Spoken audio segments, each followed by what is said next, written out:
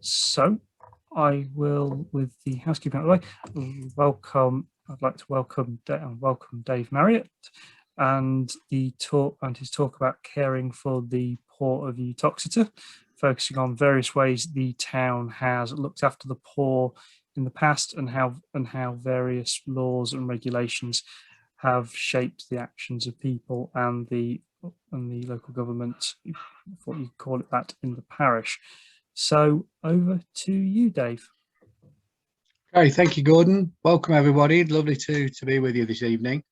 This evening talk, is about the poor, which is in contrast. Those that have joined me on 2 previous occasions where I've been talking about the rich. I'm going to focus on how societies responded to the poorest in their population and their community. One thing that you will find if you're looking or researching your family members sometime in the past, and you seem to find that they're very, very poor, is that they often disappear from the record, and so you really are struggling to get names of people. However, what we've done over the last few years is to do quite a lot of research in around how Uttoxeter and area cared for its poor. So what the talk's about really is looking at support for the poor from around about the mid 16th century to the early 20th century. A huge time span, a massive topic, which I'm going to cover in an hour. So it's a bit of a whistle stop, and where I can, I'm going to illustrate with examples from Uttoxeter and area. So let's make a start. I thought with this slide, this is a 16th century woodcut really of somebody that's begging, and on the left hand side there's somebody that obviously is a lot wealthier and is hopefully giving some money to the chap on the right. I've entitled it Compassion or Contempt for the Poor. The reason I put that on is that you hopefully will see that during the 500 years, then attitudes have gone from one to the other. Compassion, caring, supportive, and then at other times, absolute contempt. These people are awful. These people need to be dealt with. And sometimes you will see that even in a small community, there's a range of attitudes to how the poorest in their society can be supported or dealt with. So you'll also, I think, see some resonances with what we find today, the poorest members of society, how we deal with them, how we support and some of the themes that you'll see coming up through the talk probably are as relevant in 2021 as there were 300, 400, 500 years ago.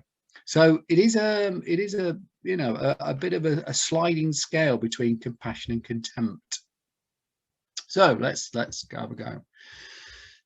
Let's start in the 16th century first of all. A lot of the charity, a lot of the support for the poor in the 16th century and before that came from the abbeys and their churches. The monasteries, the local churches were the main source of support for the poor, whether they provided money or bread or food or clothes, or even from the monastery's point of view, provided some medical care.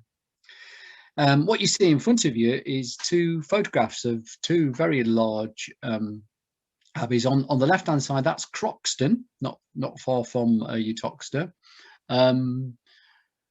A huge space, and if you get down to that area of Staffordshire, then a very, very beautiful place. And on the right hand side, many of you might not recognise that because that's an engraving of Burton Abbey. And Burton Abbey had a huge influence over the Uttoxeter area, not Uttoxeter town itself, but over the Uttoxeter area. I sit in Lee, and at the moment the village of Lee, which is 5 miles outside of Uttoxeter, and certainly Burton Abbey for many centuries owned the lands around Lee, and therefore was responsible for caring for all of the community, as was Croxton in its community, and as was the churches that were established in Uttoxeter. So when we get to the middle of the 16th century and the dissolution of the monasteries, Henry VIII, Thomas Cromwell, there's a sort of either unintended, intended consequence that actually a provision that had been there for centuries, provided by particularly monasteries and abbeys and churches, started to disappear, or in fact not started, it did disappear. And therefore there was almost a void in terms of provision. These people didn't go away. They will always be poor members of our society, but in that society, the main provider of support disappeared.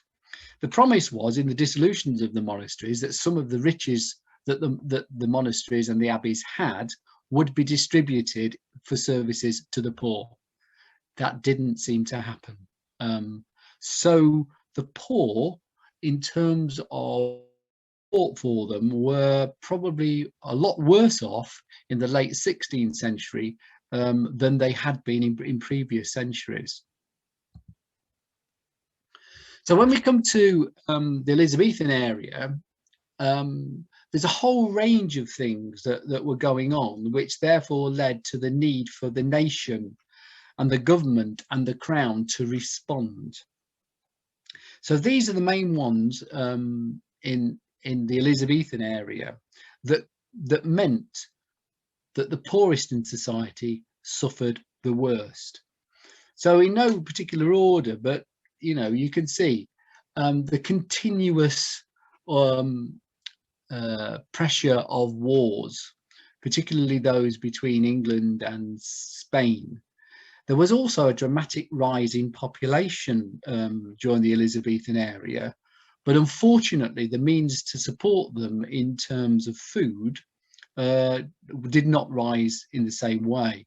There was a series of very bad harvests, and you've got to remember that the poorest in society and a lot of society as a whole were on the threshold of survival. They were agricultural, the economy was largely agricultural. If the harvest failed, then people were in real trouble because there was no alternative. The poor also found that the changes in farming that were beginning to occur in the 17th century and the 16th and 17th century, particularly the enclosure of farms, made them almost landless in some societies, and therefore their normal source of income was lost.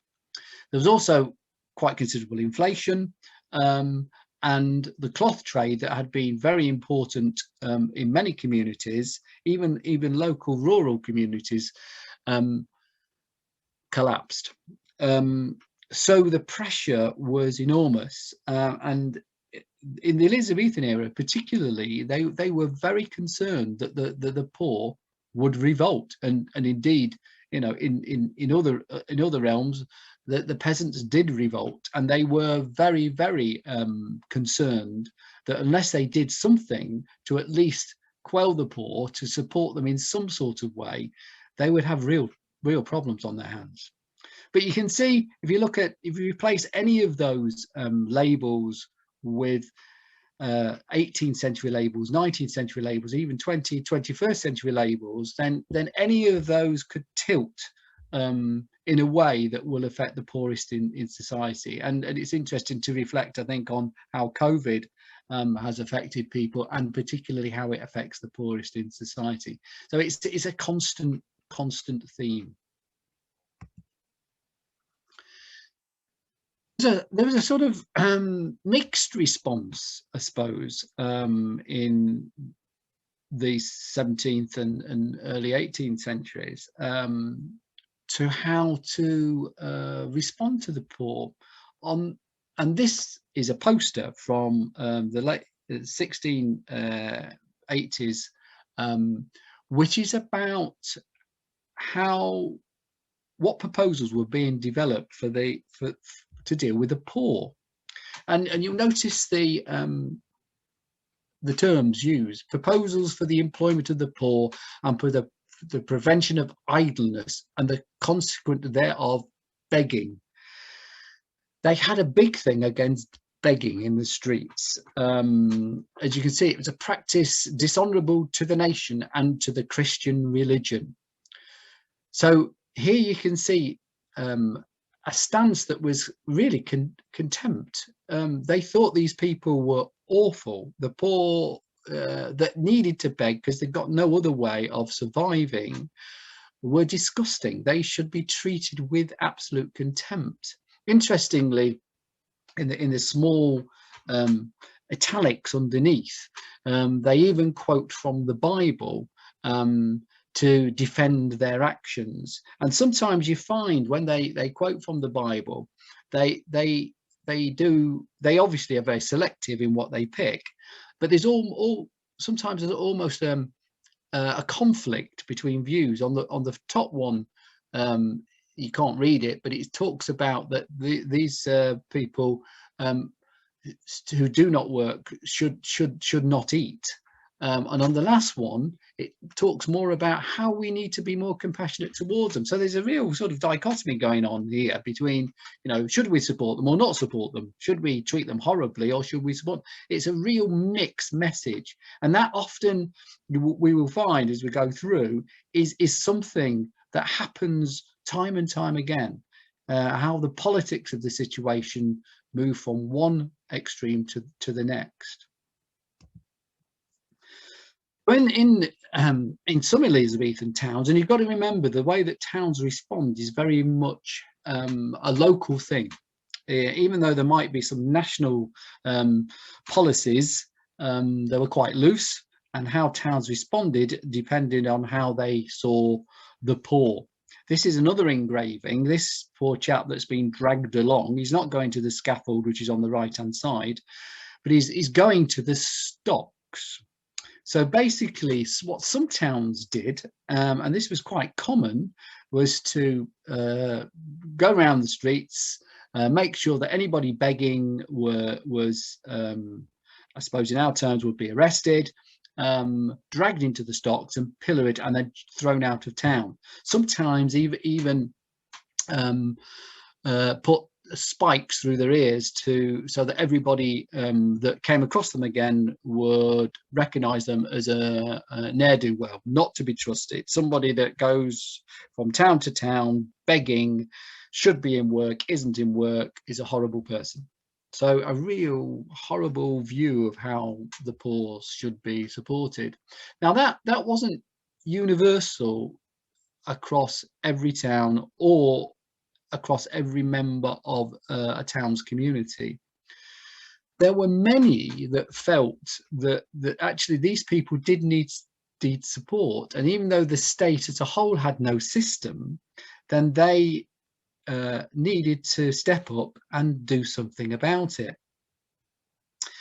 So what you will find is in many communities, the more affluent members of the parish, the community, stepped up and therefore gave money while they were still alive to the poor of their community, or in their wills left money for the support of the poor. And if you're lucky, then you might even see the sorts of gifts that they gave. This is a typical example. This is from the village of Lee, where I'm sitting, and because Lee's Church, All Saints, is very old and hasn't been greatly altered, certainly over the last 300 or 400 years, then its charity boards still survive, and they're on the walls still in the church. And this is a charity board, and if you go into churches that have kept the charity boards, they make fascinating reading, and it's listed the great and the good who have given money to the poor. And there you see the names of those that are giving. So at the top is Thomas Spencer. About halfway down is Elizabeth Parnell. And towards the bottom is William Moore. Now, they often gave general sums. Sometimes they even gave money for the community. The Spencers in Lee, for example, as you will see from Thomas, actually gave, as well as monies to the poor, gave money for the repair of bridges. Elizabeth Parnell there gave money to buy land, and the rent from that land is to be given to this parish forever.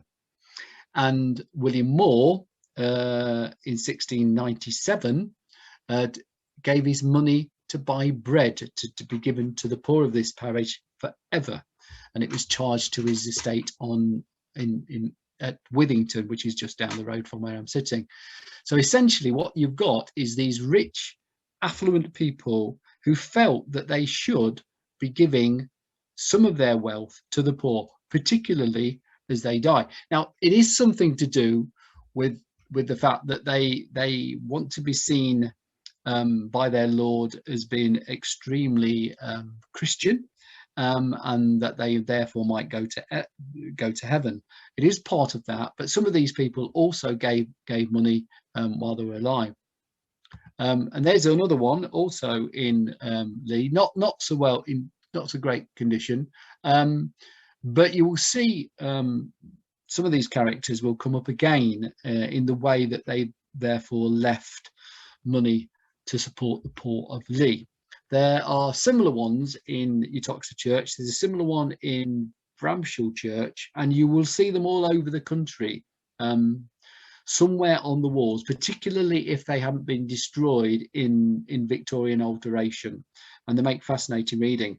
Fortunately, for the village of Lee, when I did some research, when I was doing a course at Keele, I managed to track down the records of those very charities, and I'll show you what they look like.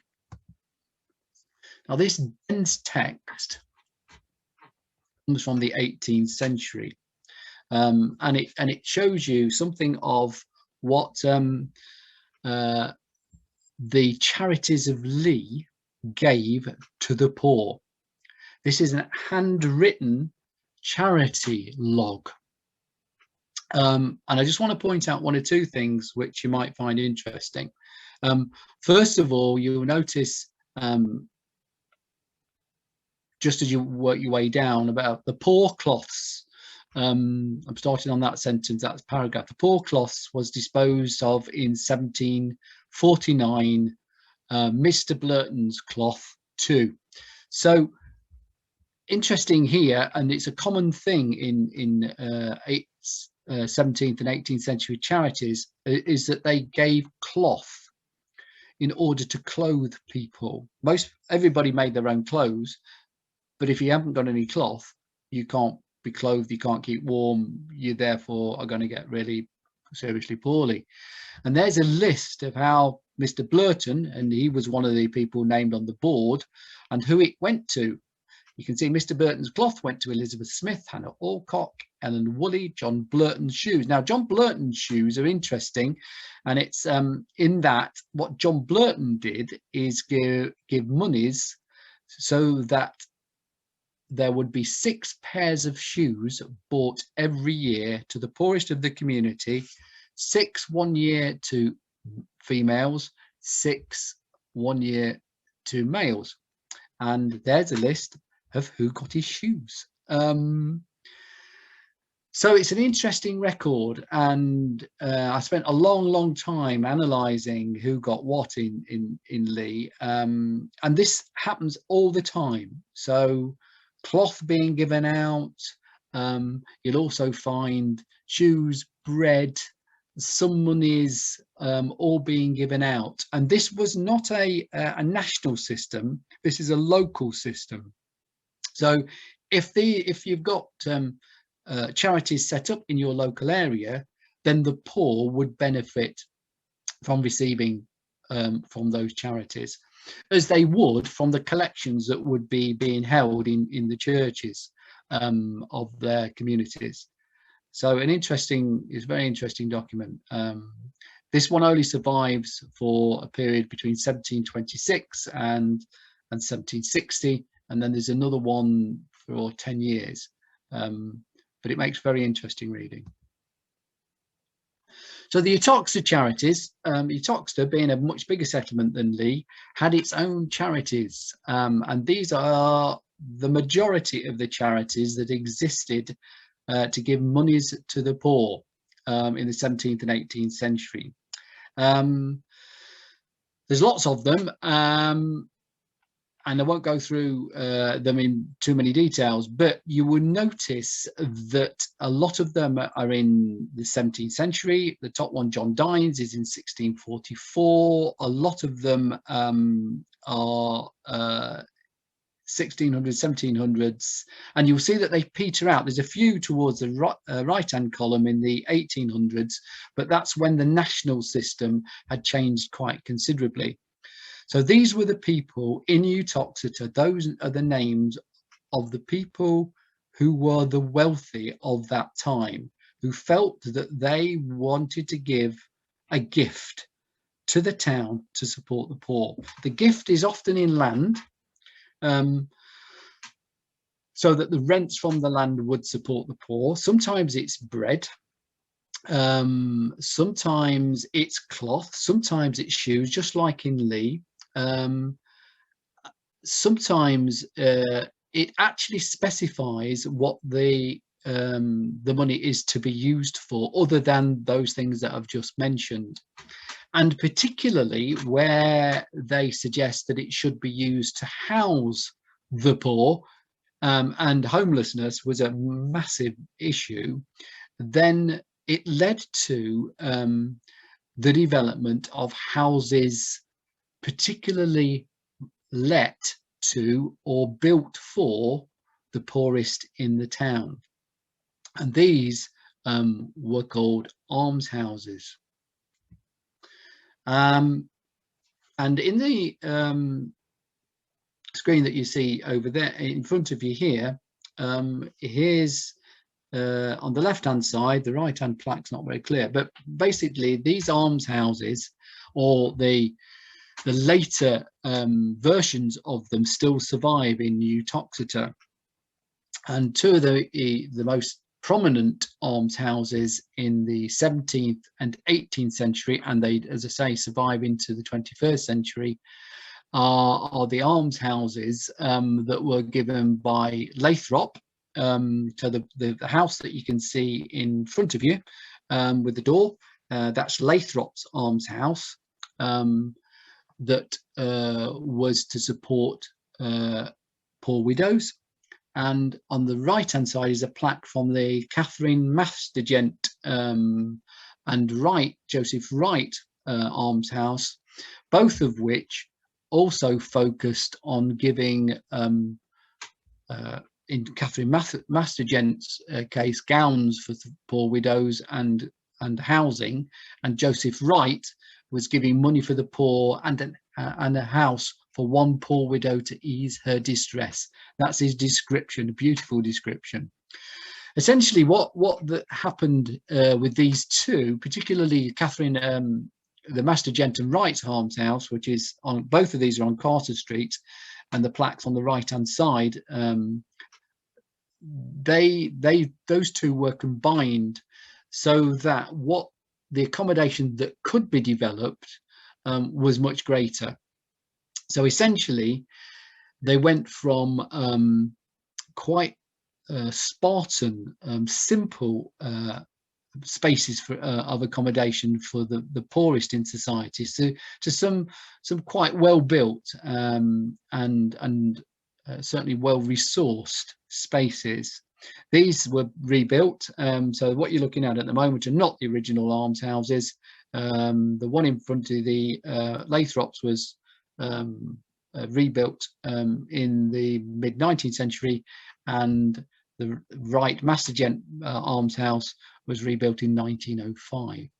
So often you find where charities have specifically said that the money is to be used to house the poor, then they lead to the development of almshouses. The other thing you will see coming up in that description of what their monies were for is the idea of widows. Widows occur a lot in poor law evidence and documentation. The reason for that is that it was the man that was considered as the main wage earner. If the man died, then the wife was left with nothing. And of course, life expectancy wasn't always great, wasn't always very high. It could well be that there were young widows that suddenly find themselves without any income whatsoever and had children to feed. Or it could well be that there were elderly people that were widowed and they had got nothing. There is no pension, there is nothing. They have to rely on what is available locally, and they relied heavily on the charities that were around in their individual communities. There was, however, the beginnings of a national system beginning in the 17th century. It's quite complicated, but I'll try to give you some sense and context to it, because it explains how the poor are treated. Essentially, Thomas Cromwell did lots of things for Henry VIII, not only dissolved the monasteries and did lots of other things, but he also encouraged the development of the parish as a sort of mini welfare state and local government unit. So rather than the parish, that's the area served by the church, just being the area served by the church, it became the area that was responsible for its population and had the power to raise money in order to support its work. So it's a 16th century development where the parish becomes much more of a welfare state local government, and is indeed the beginning of our what we know as our parish councils, and they became extremely important in how the poor were then looked after within their particular communities. However, the emphasis was in their particular communities. They were responsible for those within their parish. They were not responsible for anybody outside the parish. And the tension always was to make sure that anybody that shouldn't be in the parish was got rid of, or anybody that was in the parish that wasn't born in the parish should not be there. So essentially what happened was that there was quite significant control on how the parish was managed, because it also meant that all those that were born in the parish, if they stayed the parish, would be supported by that parish and its local tax throughout their life. So if you had anybody straying in that shouldn't be there, that was going to cost you more money. And there was that tension between how much to give out and how much to collect.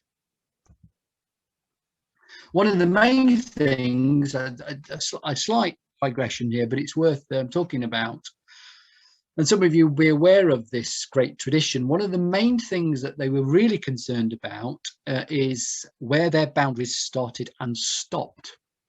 So the great tradition of beating the bounds happened not always yearly, but certainly a couple of times within a decade at least, to make sure that the whole community of that parish knew exactly where the boundaries were. And those of you that are familiar with this, basically what would happen is that over a few days, the entire community would be invited to walk around the boundaries of the parish and say that so that you knew precisely that if you were this side of that boundary, that bound, you were supported by that parish, but if you were the other side, you weren't. This tradition carried on, even into the photographic era, and there's a beating of the bounds going on in in the early 20th century. And it was really important. Everybody needed to know where they stood in terms of the parish. And that information was stored in a sort of database, I suppose we would know it as the parish chest. You'll see these in many churches, and this essentially records the births and deaths and marriages of all those within the parish, and therefore all those, if they fell on hard times, that needed support. And it also included any record of any agreement that had been made to support others. Everything but everything about everyone in that parish is stored in that chest. This one they're often iron to prevent fire, because what was in there was really important and could determine whether people were supported or whether they weren't.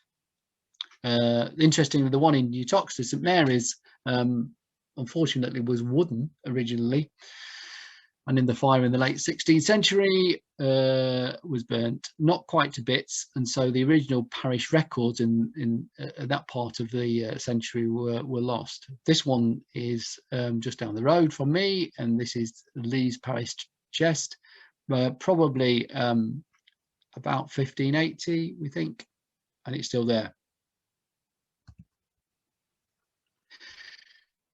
And of course, if the parish was going to control and administer and make decisions on behalf of its residents, it needed people to do it. And this group, this is a caricature of a group that would make those decisions. And this is the vestry. These are a collection of the major landowners, church wardens, the vicar, all those that formed the vestry. These were powerful, until the 19th century, these were powerful groups of people. Often the posts were voluntary, but it was friends of friends that got the posts, and they basically controlled what went on in the parish, including how the poor would be supported. And you can see over the left hand side the poor banging on the door of, it's almost a Oliver Twist type scenario, banging on the door of the vestry saying, you know, we need support, and there's the vestry itself having whining and dining and having a great time. You'll also notice in the poster on the left hand wall, you'll notice the poor's rates. This vestry group were responsible for collecting the rates, if you like, the equivalent of our council tax. And it became compulsory for everybody that could afford it to pay rates, particularly to support the parish and especially to support the poor. So on the one hand, these people collected the rates to support the poor, but on the other hand, you know, as with any tax, they didn't want to put the tax up too much, so as not being seen as being in favour and being thought of by their contemporaries as not doing their job very well. So there's this sort of tension that goes on. So what they were responsible for was for giving out and supporting the poor. Now, at this point in time, the poor could be supported by those charities that I've talked about already, but also by the rates being generated locally, by the poor rate. And the most important person around that time, around that table, was the overseer. Every parish had an overseer to the poor. And I'm sorry about the writing's not very clear, but on the one hand, he collects the poor rate from the property owners on the left hand side, and on the right hand side he gives out relief to the poor from the money he collects. So he's got a difficult job collecting taxes, giving it out to support the poor. And there's often a quite significant, if you look at those records that do survive, there's quite a tension between, you know, how much to collect and how much to give out. And there's, even though at first there's a standard poor rate, it became quite clear that local areas had different needs, and there'd be more poor in some areas than other areas. Therefore, the overseer would collect more in some areas than other areas. So he had a very difficult job to do, and the rates were collected twice a year, and they it depended on how much, what the need was in terms of supporting the poor, as to how much was collected. What this led to, and I talked about beating the bounds, is this, I talked about you would only support those that had a right to be in your area. And this is called the right of settlement.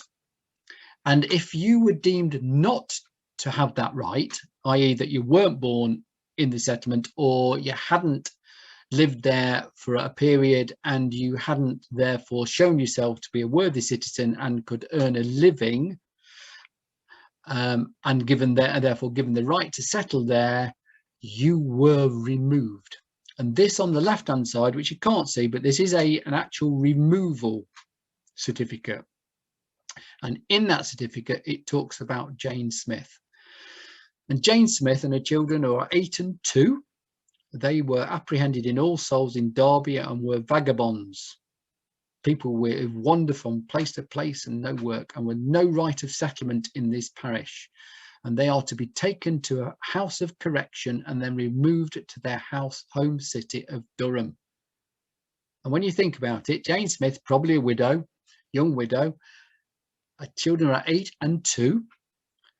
They've probably moved there for her husbands to find work, to Derby. He's died. They've got no money, but they've not any right themselves of settlement. So therefore, they'll be removed. And they were physically removed to Durham. And this happened all the time. The administration of the system was very detailed, and in Uttoxeter, for example, as in all towns, there were regular meetings to determine when these sorts of people were discovered, what should happen to them, and if they needed removing, they were removed. And if you think about the time, this is the 18th century, then, you know, to actually move them from Derby to Durham, 2 little kids and a young woman, was an awful thing to do. But it happened all the time because the parish did not want them as a burden on their rates and on their charities, so they were removed. So this thing about contempt and compassion, not much compassion in this one. Other way of relieving the burden was to actually, if the parish was responsible for poor children, was to actually get them apprenticed out of the parish or apprenticed to somebody else who would look after them.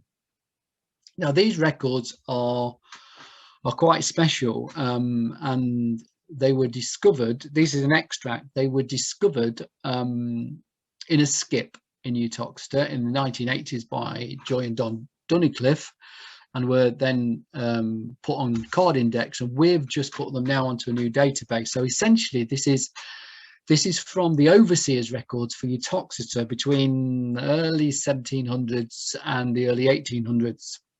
This is an extract. So each apprenticeship would have a certificate that looked a bit like the shot in the top left hand corner, but just look at the detail. So this is 2 children. They have probably lost their parents, or the parents have said, look, we can't look after them anymore, we've got no money, we give them over to the parish of Uttoxeter. So they're Joseph Walters and Elizabeth Walters, 7 and 12. So Joseph is given an apprenticeship in husbandry, looking after animals, and an apprentice to William Wilson, the blacksmith, Uttoxeter, until he's 21. So he's given an apprenticeship of 14 years, and he's legally bound to William Wilson for 14 years. And the cost is the cost to the parish of them putting Joseph Walters with William Wilson. Nothing, because William Wilson is saying, this is cheap labour, thanks very much, I'll look after him now. His sister Elizabeth is apprenticed, notice the description here, to some lawful trade until she's 21, to Thomas Collins Collier of Mapley, that's in Nottingham, and the cost to the parish is nothing. So she's basically a skivvy to Thomas Collins until she's 21. And Ward is apprenticed to Ralph Cook, innkeeper. She's only 10, and she's apprenticed till she's 21 or until she's married. Cost the parish nothing, because Ralph Cook thinks, well, I've got somebody to look after my inn, my house, and all I've got to do is feed and clothe and keep them. You notice the last one I put in, selected, is Thomas Wakeling, and he's apprenticed to John Ash. He's a glover, and he's apprenticed for 7 years. We don't know quite how old Thomas is, but you'll notice that this is now has a cost, where the initial premium, that's the initial down payment, if you like, to John Ash Glover is £8, and then it's 20 shillings per annum. So it is in our mind, an apprenticeship gives you a trade and therefore gives you potential to earn money. Therefore, this sort of apprenticeship often has with it a cost to the parish, but the decision is obviously made that it's worth the cost, because it gets Thomas Wakeling off the books, off the parish coffers, and John Ash will now look after him. And there's lots and lots and lots of these, of where children are moved for many years to all sorts of people that say that they'll now look after them, and the parish is quite happy with that, because it gets them out the way and they don't have to support them anymore. What therefore happens is to the poorest in a community is that they're often supported therefore in a whole variety of ways. This is from my research on Lee in 1762. Now the red indicates where they are being supported by the tax, the local tax, and the local tax here is for dole. This is money given out. This is by the way, the origin of being on the dole. Those of us that are old enough to know that if you're out of work, you went on the dole, and this is exactly where it comes from. And you can see here that the parish of Lee also spends taxpayers' money on coal for the poor. However, the black letters indicate other ways that those people are being supported by the local charities. So the longer the line of letters after the person's name, the greater support they're getting, or is it they're deemed to need, and it comes from a variety of sources. And you'll notice particularly the Bailey family are at the end of the list. Sad case, lots of them, and they are receiving support both from the local tax and from the local charities, Baggots, the cloth charities, the shoe charities, and they're getting money from the parish collection. So they must be really poor. And similar would happen in Uttoxeter, and it's a shame that in Uttoxeter many of these records now have disappeared, as they have done in many towns. It just so happens by some fluke that this record survives.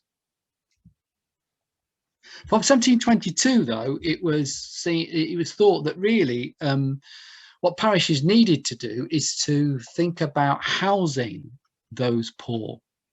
And because one of the things, of course, that, you know, if you're very, very poor, you've got nowhere to live. You haven't got a roof over your head. And the provision of that roof, therefore, was brought into national law from 1722.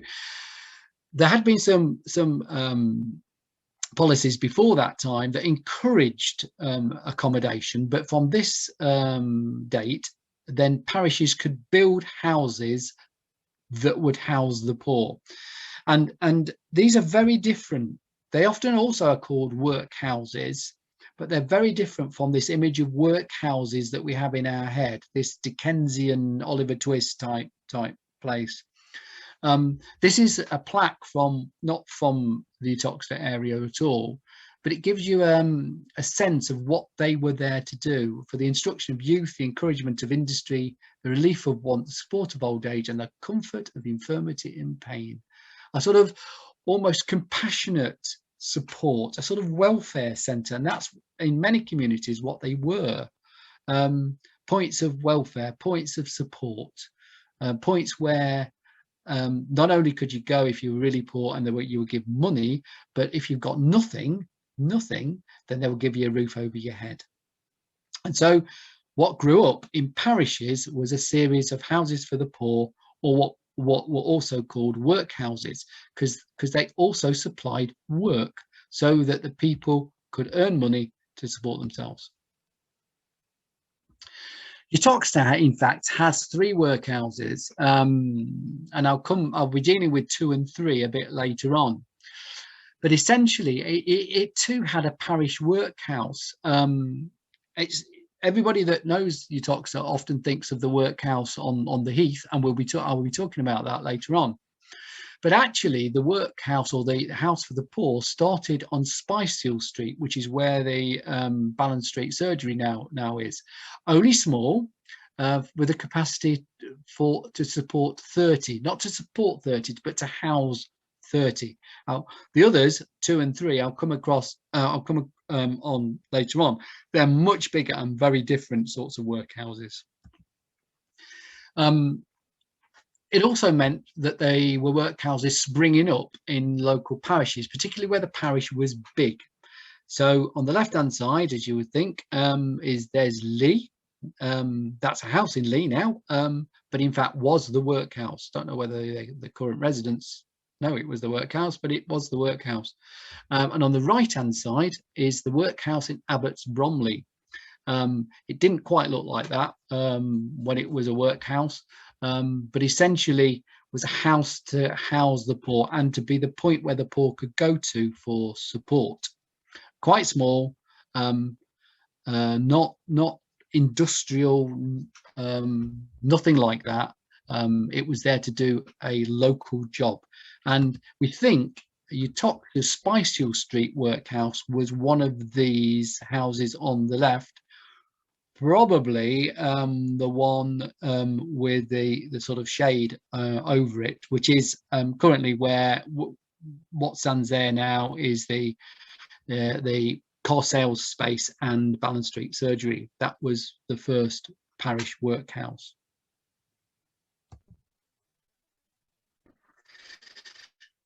Uttoxeter's second workhouse is for all sorts of economic reasons, the number of poor increased. Then the second Uttoxeter workhouse and a much larger workhouse was built on the Heath to the north of the town. This is a view of that workhouse by Richard Hayne of Ashbourne. And you can see that he's not impressed. The workhouse was mostly filled with old people and children, perhaps from 40 to 60. Many other poor people received outdoor relief ranging from 1 to 3 or 4 shillings a week. The overseers, chosen usually from the lower sort of tradespeople, he says, sent provisions to the workhouse, where some of the old men there distributed it. The poor of the workhouse had no employment, ran about the town at pleasure, by which habit the children were ignorant, idle, and impudent. The problem is how to amend this bad and expensive conduct. Now, this pressure on the parish led to outbursts like that. That might have been the case. These people might have been straying all over the place and causing mayhem. But there was a view developing in the 18th century that actually this is for these people. Not all of them need support. They're idle. Not all of them should be here. It's costing too much money on local taxpayers to support them. We need to do something about it. This is the view. You always got to be careful on historic sources. Richard Hayne, in fact, was brought in as a sort of inspector of the Uttoxeter workhouse, of which we don't know anything about its design, this particular one. And he was therefore then employed to develop better habits in the workhouse. And so he was trying to paint it in the most awful light so that when he brought in his changes, he would look great. Whether or not it was great after he'd finished, no idea. We've got no idea. But you can see the sense of this is what the workhouse does, and this is what some of the community, particularly the taxpayers, think of it.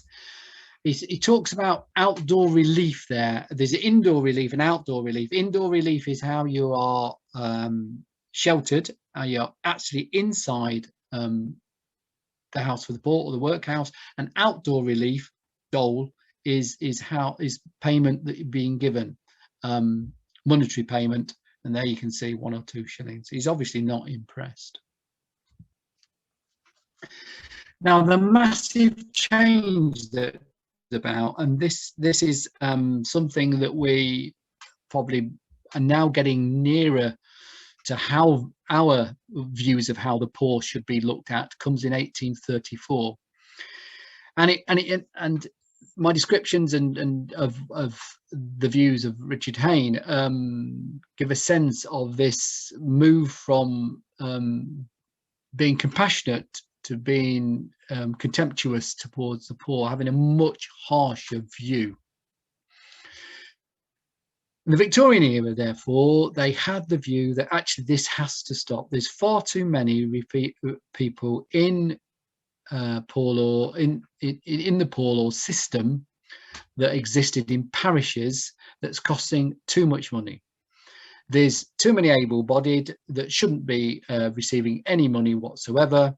And it's got to change, and it can only change by being centrally driven. Now, one thing, those of you that know anything about the Victorians, is that they wanted a lot of things to be centralized and consistent, no matter where you were. And the poor law is a really good example of how they drove this through. Essentially, what it meant in those circles is they abolished the parish rate system, parish relief system, sorry. So the parish would no longer be responsible for its poor. If they're all able-bodied, you weren't given a handout, you were put in a workhouse.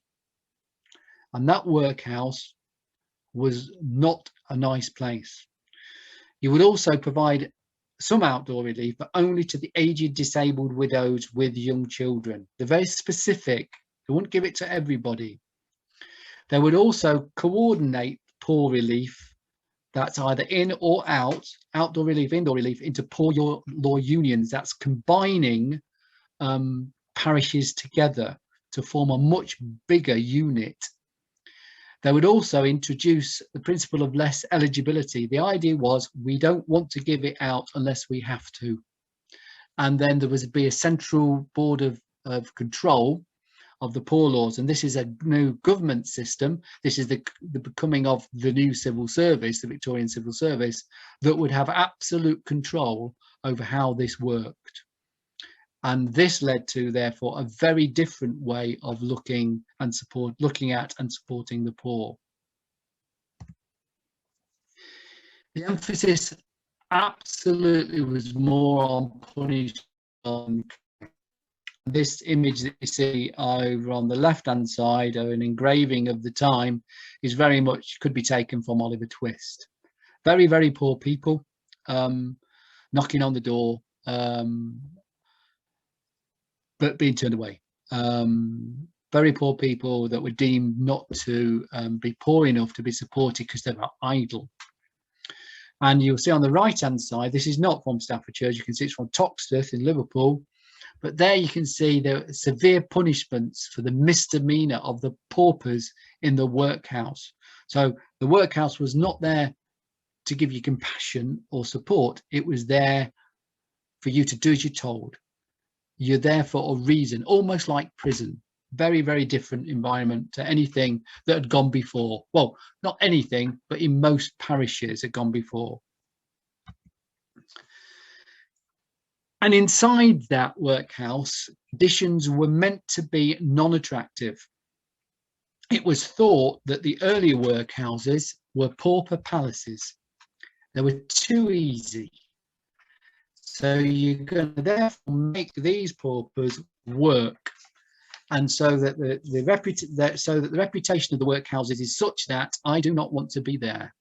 And this cartoon of the time gives you the sense of what people felt. And if you can't read it, basically it says beating this here hemp, and hemp to make sacks and sacking material was often an incredible manual task that was given to people in the workhouse. This hemp is worse than breaking stones. Lord have mercy on us poor. And then over on the right hand side, our heads shaved and no shirt allowed to wear. Talk of vestingy, and that's the sort of corruption of vestry slavery. Indeed, they think that we are expendable mechanics. So the poor expendable. You can see them beating away. The idea that the person in charge would keep them away and treat them awfully when they were there. And here's a good example of a pamphlet, and the title said it all really. This is an anti-pauper pamphlet emphasising positive and practical good realised under the administration of the poor laws at Southall. Now, Southall is a National Trust property just outside Nottingham, just outside Newark, in fact, and it's a good example how the new poor law, the 1834 onwards poor law, was operated, and it's harsh. It's very harsh. This shot, this late 19th century, early 20th century shot, is of women in the poorhouse, in the workhouse, of varying ages, sitting in rows like prison. The women were often separated from the men, whereas in previous workhouses, families were sometimes allowed to be together. They were separated. They were clothed identically, almost in prison uniforms, and it was regimented. And if you didn't do as you're told, you were in serious trouble. To get in there was much more difficult, and the message being given was, we don't want you really. And put it out there that essentially this is a hard place to be. The men similarly were separated from the women and the rest of their families. These are very big workhouses now, much bigger than the 30 or so that I talked about earlier. These are in cities. This is Leeds and Manchester that you saw previously. But these are serious institutions, and much more of the workhouse idea that we have in our minds. The children themselves were also separated. This is an early 20th century shot of young people. But actually, what you still find is that families, even though there might be an extended family, for example, if a widowed mum died and had young children, or both mum and dad died and the grandparents couldn't look after them, then they thought the best place to put their children was actually in the workhouse. The reason for that, you can see that they're all clothed. you can also see that they don't look starving. They're quite well fed. Even though they're shaven, they're quite well fed. And it was felt, therefore, if they went into the workhouse, there was a chance for them. Whereas outside the workhouse, even though, you know, the conditions of the workhouse were not great, the conditions outside the workhouse were worse. Some of these workhouses also had, many of the workhouses had medical provision, which wasn't available anywhere else. And they also had education, which certainly in the early part of the 19th century until the late 19th century wasn't publicly available unless you paid for it. So even though it was difficult and awful, it's probably a better place to be than the conditions outside. It meant that this person, the overseer, that's now a paid civil servant. This is another caricature from the time, and you can see what people thought of him. Hard-hearted man, hard of heart, the poor are flying at the sight of you, their faint hearts bleed, you callous wretch, you're denying the mercy that you will sometimes need. They were not pleasant people, evidently. I'm sure they were not all like that, but they were quite strict in what they did, how they did it, and what they thought of the poor. There were not that many compassionate overseers that were employed in this new system. So where is Uttoxeter's Union Workhouse? Well, what happened in the 1830s for Uttoxeter was the fact that the previous 18th century workhouse that you saw criticised earlier was replaced, and it was replaced by the Union Workhouse, which you can see in the sort of top left-hand corner. So let's see if I can get a mouse on the go here. The top left-hand corner, and there you can see that's the shapes at the side of a Union Workhouse, 3 blocks. Now, to get some idea of where you're coming from, down on the right-hand side, the road that comes over on the right-hand side is coming out from the town. It branches left as if you're going towards Cheadle, and then at Daisy Bank, which you can see on the screen, is the left-hand turn, and that's Heath Road.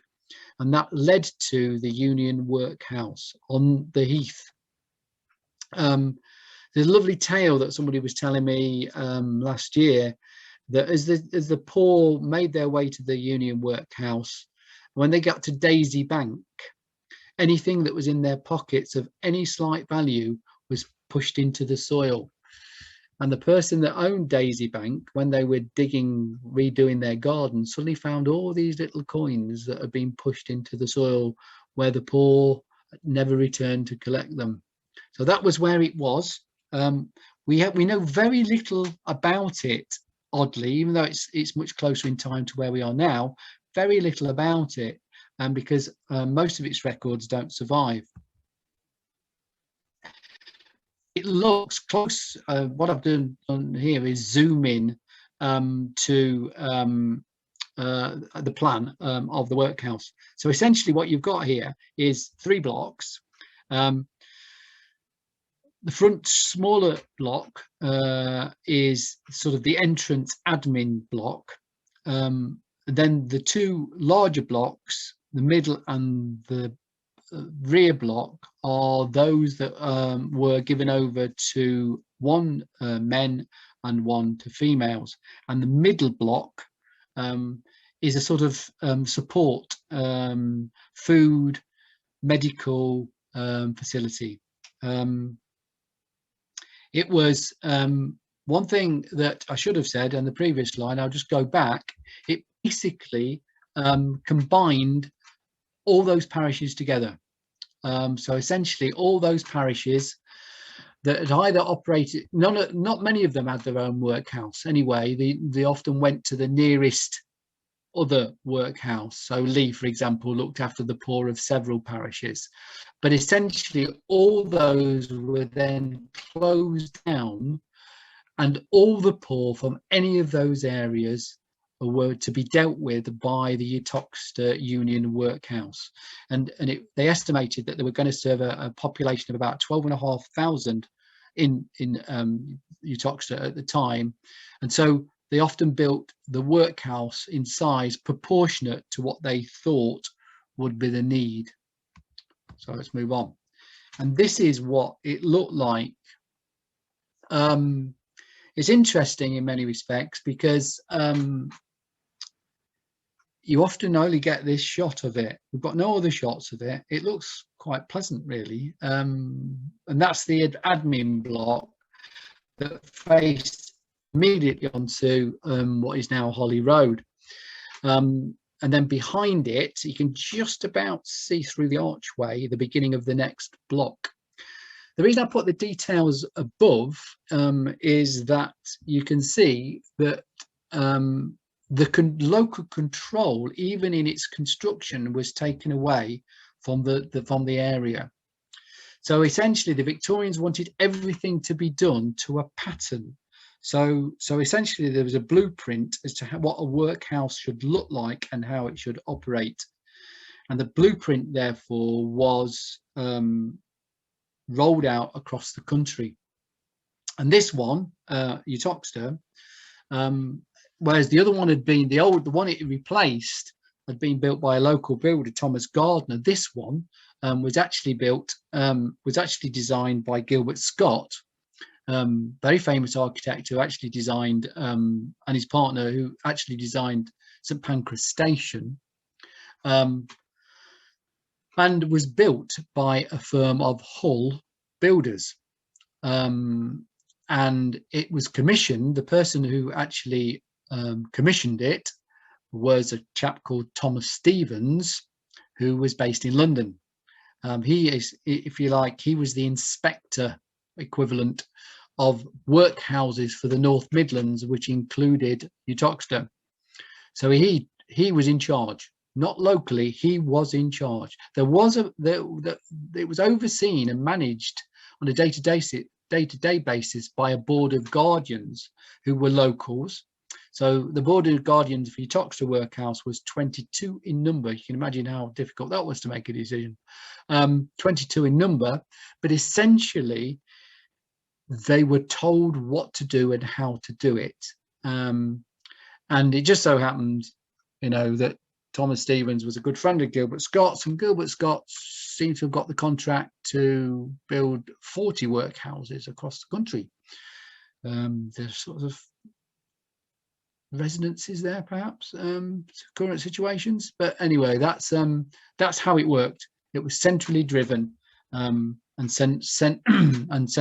centrally inspected, and everybody was meant to follow suit.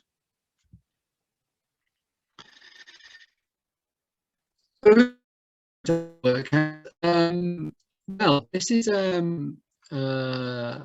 it's very difficult to get any information, almost impossible to get any information of great detail on anybody that was in the workhouse, except via the censuses, because even the workhouses had collected the census information for their inmates.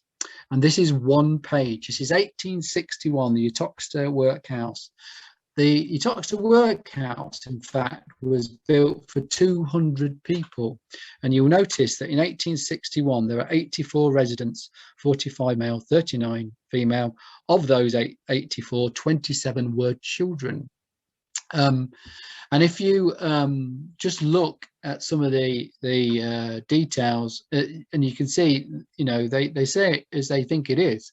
Right at the top is Mary Holloway. She's an inmate, and she's called an imbecile, and she's 16, and she comes from Marston Montgomery. Below her is a young Walker. Can't work out what his first name is, but he's only 11, and he's got no idea where he comes from. So how he's come to the workhouse, who knows? Who knows? You'll notice Isaac, George, the Hodgkinsons, their brothers and sisters, 13, 11, 9. And you remember what I was saying about, you know, where we're going to put our children? We can't afford to keep them, or the parents have died, so the workhouse was the best place, and so on. And so if you look through them, you get some idea of you know, the people that were put there and where they came from. Most of them on this page anyway of the workhouse were within the workhouse area, within the union. If they came out from outside the union and they couldn't be moved for whatever reason, then the union, the Uttoxeter Union, would charge the place from where they came. So you can see right at the bottom, Elizabeth Moore. She's a widow. She's 97. Very unusual, such old age there. Domestic servant, and she comes from Oakthorpe in Leicestershire. And no doubt the overseer would be in touch with Oakthorpe, Leicestershire, to get money off them, because she wasn't born in Uttoxeter, therefore does not really deserve a place. And there are pages and pages of these that you can get from the census information. Interesting that from my research anyway on the census material, Uttoxeter Workhouse was built for 200, very rarely ever reached 100. Don't know why. Probably people were put off, or perhaps the economy of the area was such that people thought, you know, we can just about make enough to survive. Inside the workhouse, the menus were dictated. This is very typical. This is not Uttoxeter, but it's very similar to what Uttoxeter. You notice 3 meals a day, beer and bread and beer. Beer, very light beer. Got to remember that the water supply was often contaminated, so therefore beer that had been brewed to get rid of the bacteria was better for people. Very almost non-alcoholic really, but that's what they got to eat. An emphasis sometimes on meat on rare occasion, and sometimes on pudding.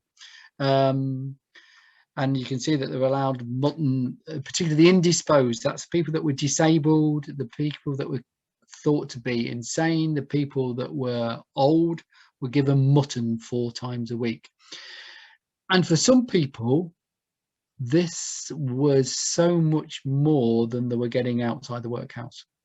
So even though conditions might be harsh, they were being fed. So what did they do? Well, in Uttoxeter, the research that has been done, and there's been quite a lot of work done by Keele over the last few years, Keele University over the last 4 years, we've got some indication of what work was being done. You get this idea that it's all about, you know, breaking stones and treadmills and stuff like that, but actually it wasn't like that all the time. And in fact, there were other occupations that those in the workhouse were set to, if they could work, if they were able-bodied. And in Uttoxeter, they were employed on a variety of tasks. These two were brick making and wool processing. Now, the brick making, there were brickworks on the heath. Certainly before the late 19th century, most bricks were handmade, were not part of a mass production process. And Uttoxeter, like all towns, had its own brickworks. Most villages had their own brickworks. Uttoxeter's main brickworks were on the heath, and therefore the people in the workhouse were employed to help make bricks. And it was interesting reading recently that I think the people on the heath that are involved in the Heath Community Centre and digging the garden have recently discovered a lot of bricks, and that's why, because it was the site of the brickworks. They also were employed in processing wool. we know this particularly from research that we did for a previous talk on the Bladens, the last one, in that Thomas Bladen happened to be chair of the guardians of the workhouse, and he gave work to the workhouse in order to process wool, which was his industry, his trade. So they were involved in doing that. They were also involved in making cheese. You've heard me speak before, those that have listened to me, listened to talks, in that Uttoxeter was a major cheese producing area. Most of the farms, certainly by the 19th century, were mainly pastoral farms, mainly dairy, not wool. And so there was a huge amounts of milk. And with that milk, the town, therefore, through that milk production, the town became a major manufacturer of cheese. And the workhouse played its part in making that cheese. There's evidence of a lot of milk going into the workhouse, and it wasn't just for the residents. The keel work, for example, has not necessarily revealed anything about the residents, the recent research from the university, but what it has done is found a whole range of invoices sent out from the overseer, who was also responsible seeing that the workhouse works, for services, and lots of invoices to provide cheese. They provide milk for them to make cheese. The cheese was obviously used for the workhouse to feed its inmates, and indeed the wool that you saw on the previous slide was used to make the clothes for the inmates. And the other thing that we know definitely was the fact that there were a quite considerable market garden in and around the workhouse. We know that it's likely that the market garden provided food for the inmates, and it might well have also, if there was surplus, provided goods for sale in the market. So the workhouse itself, centrally funded, could also raise money through the products and services that it could offer. There's some suggestion that later on in the workhouse history, that some inmates also worked across the road. Those that know Uttoxeter and know Johnson's Laundry, there's some suggestion that actually some inmates might have also worked in the laundry, but we don't know great detail because all the records have disappeared. So we're getting towards the end now. This is not Uttoxeter, but gives you a sense of how big these workhouses could get. This is Burton. It's vast. The reason I show it is that it gives a glimpse as what might happen to the workhouses in the future. Burton was one of the biggest workhouses. This is the second union workhouse in Burton. One of the biggest ones in certainly East Staffordshire, had accommodation for up to 500 inmates, but had everything. So it's like almost a little village. So as you look at that shot on the right hand side, those rows of buildings were the children's accommodation. So 1, 2, 3, 4. So the mouse is not working tonight. 1, 2, 3, 4. On the right hand side at about 3 o'clock on the slide, children, and there was a school. On the left hand side, the range of buildings that you can see sort of mid shot, the slightly left of middle is for the males, and the reflection over on the right hand side, get a sort of H shape in the middle, is for the females. It had its own stables, it had its own mortuary, it had its own hospital. And you notice it's well walled. And the building that you can see just there's a little label, Burton-on-Trent Union, just up from that at about 10 o'clock there, is a sort of an administration office for out relief for what were called casuals. So if you were deemed to be worthy of some support outside the workhouse, you came, like a dole office, I suppose.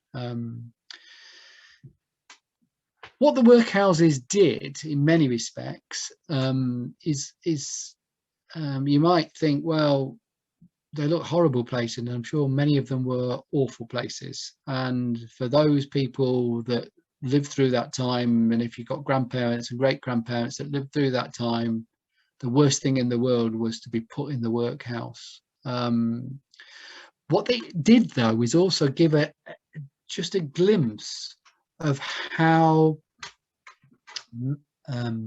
public services might evolve, and particularly what sort of buildings might provide for the future. So even though times changed late 19th century, early 20th century, and the poor law system gradually was replaced by other things, which I'll talk about in a moment, then it gave a glimpse of what might be done to support people into the future, not just the poor, and particularly how those buildings might well be used.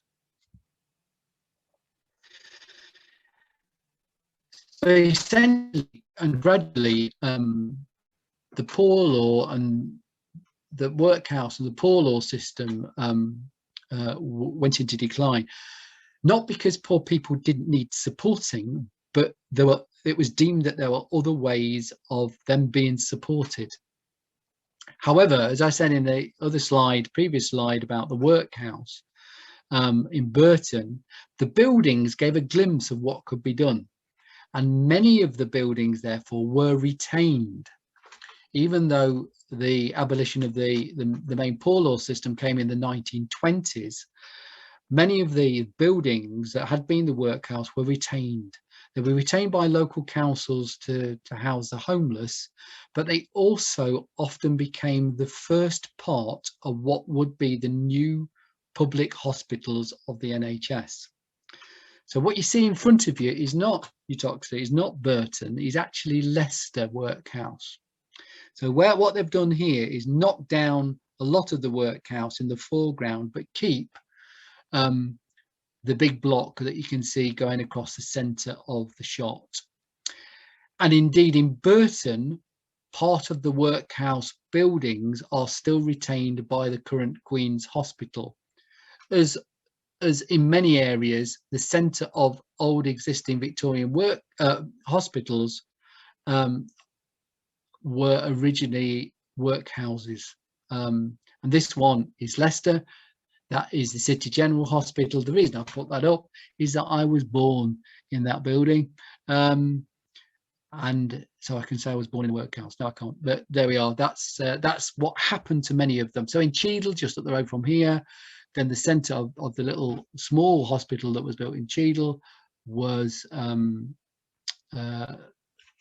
originally the workhouse for the town, as was in many areas.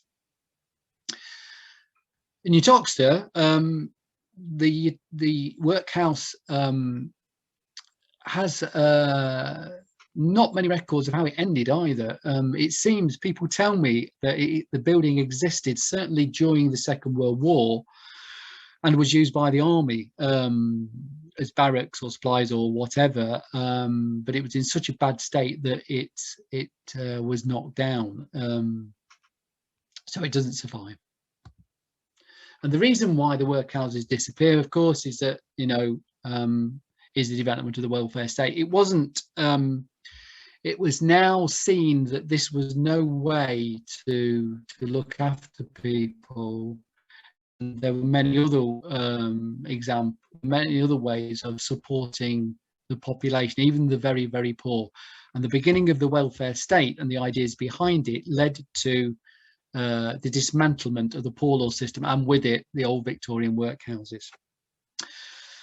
So does anything survive? Well, the Heath Community Centre in Uttoxeter is actually built on the site of the old Union workhouses. So there's nothing there, but as I say, many people that are supporting the community centre, when they've been digging up the gardens, have found bricks everywhere, and that may well be bricks of the workhouse, but especially bricks from the brick making that went on as part of the work. So although right at the beginning I talked about charities, have they gone? Have they all disappeared? Well, the Victorians did amalgamate many of the charities. They insisted. So all that long list of charities that I showed you for Uttoxeter and indeed in Lee were pushed together and amalgamated. So you often find in areas remnants of it. They're often called amalgamated charities. And in Uttoxeter, that's also the case, but it still exists.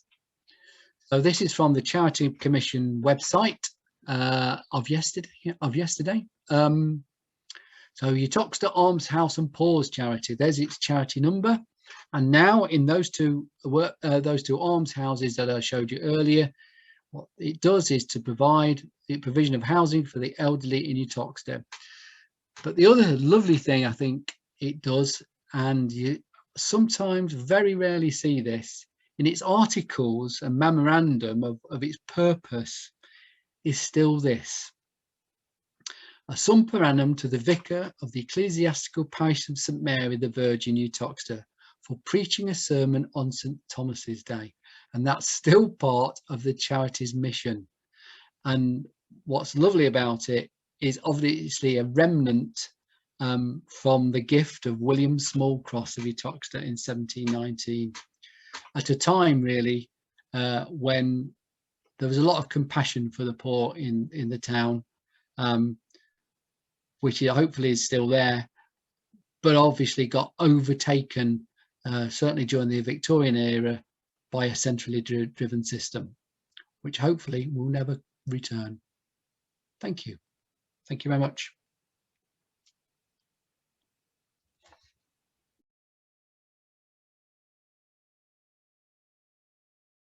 So we've had several questions in the chat, or in the question from Paul. I'll start off with these ones. So he'd like to know, where can we access records of the poor law commissioners for the area? I understand that local towns and had local offices for these. Yeah,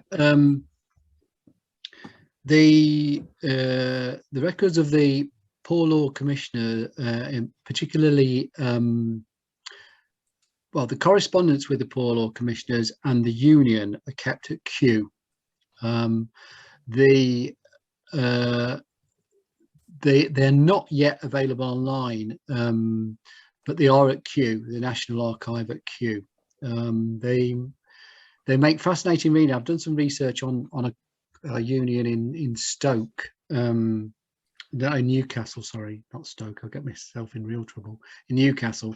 They make very good, interesting reading if you access those records, but they rarely mention anything about the inmates, except if there's an unexplained death. The minutes of the Guardians meetings of the Uttoxeter Poor Law Union is kept at Staffordshire Archive in Stafford. Now, depending on, if you're not looking at Uttoxeter, then the range of records available for a union might be less or more extensive, just so that and Pete's just put something up that also says that they're also available there, but they certainly don't deal with inmates in great detail at all, but they're very interesting. Yes, Peter's just added that parliamentary reports are available on the British Parliamentary online papers. They provide summaries of costs and numbers, Yeah, thanks, Pete. it's mostly high-level details. Also from Paul, was dole bread, or was it purely monetary, or was it in other forms? So things such as food. Dole, it varies. It tended to be monetary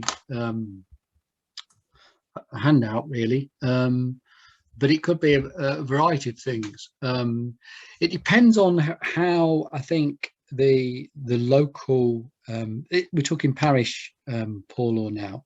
It depends on how the local overseer decides to spend the money against the needs of the poor in the parish. It often was, it could be bread, but often they used, certainly in here in Lee, they used the charities to provide bread provision. Often here it was either money, coal, or cloth.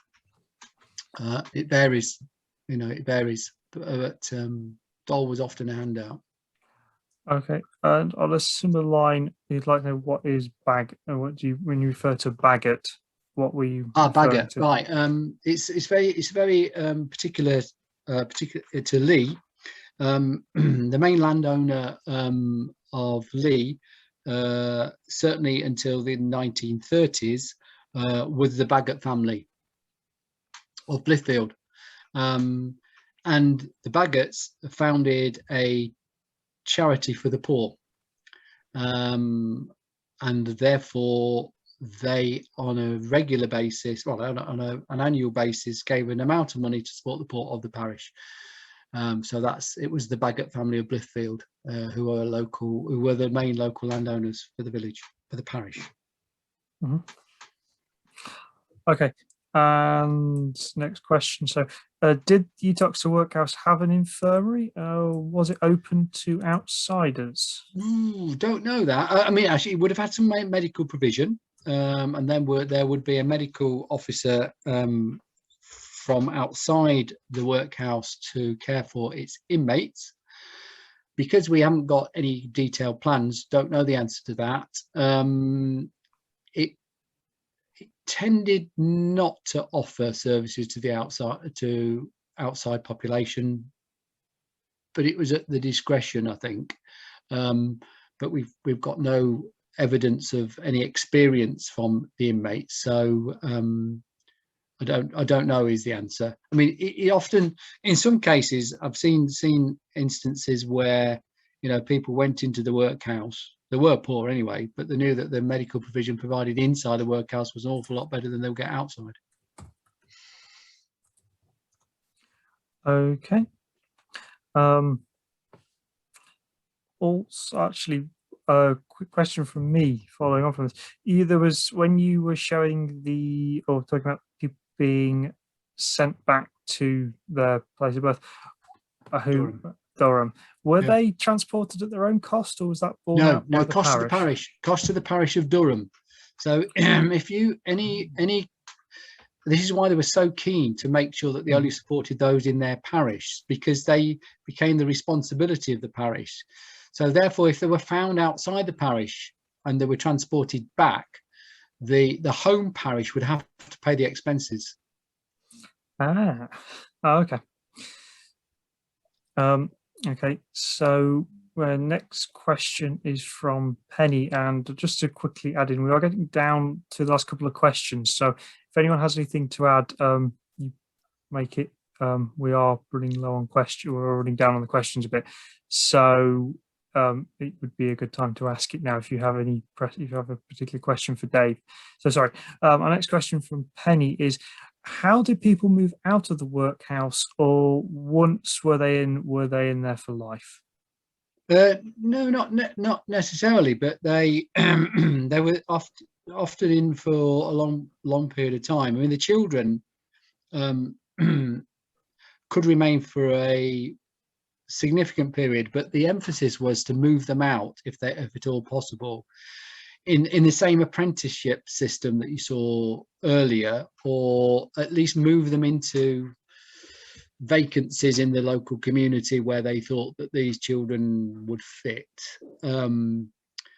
if the elderly, once in, found it often difficult to get out, but you sometimes see people going in and out of the workhouse in order to get support when they needed it. But for example, if there was a work opportunity and it was quite clear that they were going to earn some money, then they would leave the workhouse, earn what they could, and probably hopefully survive. They didn't, it wasn't prison, it wasn't a sentence. You weren't in there forever. You could move out, but a lot of them had got nowhere to go, so it was the only place for them. Okay. Next question from Shell. So you said there were 3 people who left almshouses, 2 who had joined together, but who owns them now, and how did that come about? Right. So the almshouses in Uttoxeter are the Master Gent Wright almshouse and the Lathrop almshouse. So basically, those 3 people left money in their will for the provision of a roof over people's heads.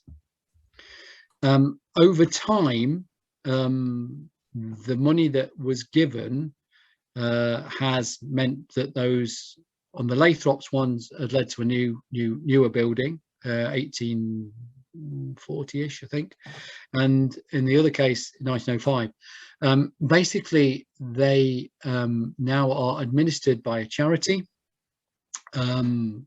based in Uttoxeter,